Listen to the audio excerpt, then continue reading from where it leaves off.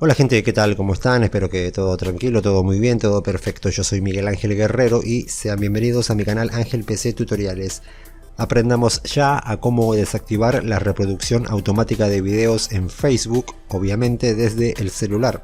Vieron que cada vez que vamos bajando nos encontramos con un video y a veces se escucha fuerte. Bueno, vamos a aprender a que no se reproduzca automáticamente.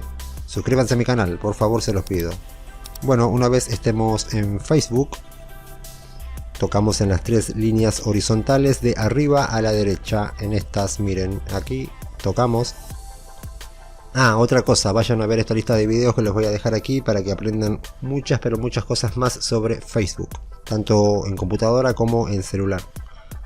Bueno, una vez aquí, bajamos hasta el final y tocamos en configuración y privacidad. Vamos a eliminar la reproducción automática de videos en Facebook, como les dije.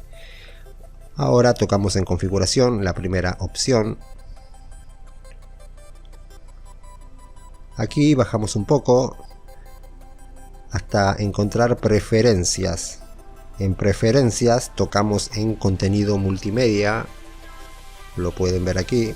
Tocamos ahí. Y aquí está la opción, miren. Esta, no reproducir nunca videos automáticamente. O si bajamos un poco también, miren, tenemos para desactivar la opción de iniciar videos con sonido, pero en este caso es para no reproducir nunca videos automáticamente. Entonces marcamos esa casilla